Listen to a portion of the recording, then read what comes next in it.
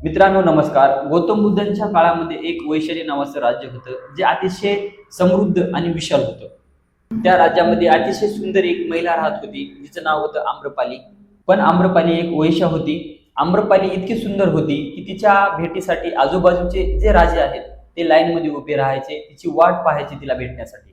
आम्रपालीने इतका पैसा कमवला की तिने स्वतःच एक महल बनवलं आणि तिला प्राईड ऑफ द सिटी त्या काळी म्हणत होते.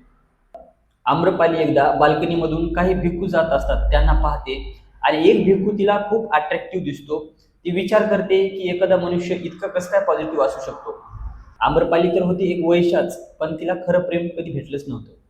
ती इतकी अट्रॅक्टिव्ह होते की ती लगेच खाली जाऊन त्या भिक्खूंना थांबवते आणि जेवण्यासाठी आमंत्रित करते.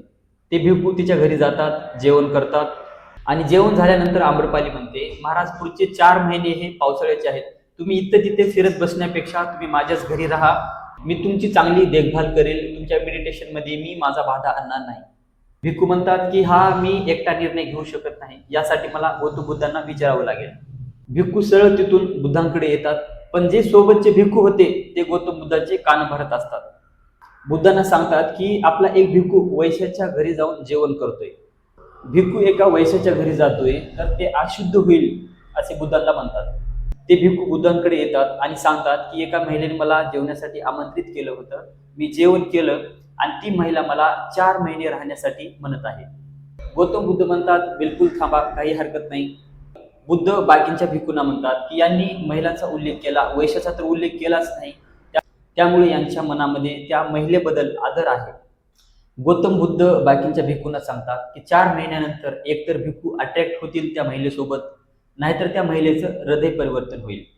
आणि 4 महिन्यानंतर भिक्खू वापस येतात आणि सोबतच भगव्या कपड्यासोबत आम्रपाली पण सोबत येते. आम्रपाली पूर्ण आपला महल, पूर्ण आयुष्य आराम सोडून बुद्धांच्या शरणमध्ये येते आणि आम्रपाली पहिली महिला बनते जी मेडिटेशनवर पकड धरते. मॉरल ऑफ द स्टोरी ही आहे की आपण वाईट लोकांसोबत राहून वाईट वळणाला लागू शकतो किंवा आपण चांगले राहून दुसऱ्यांना पण चांगले करू शकतो. मित्रांनो, ही छोटीशी स्टोरी आवडली असेल तर लाईक, शेअर आणि सबस्क्राईब करा. धन्यवाद.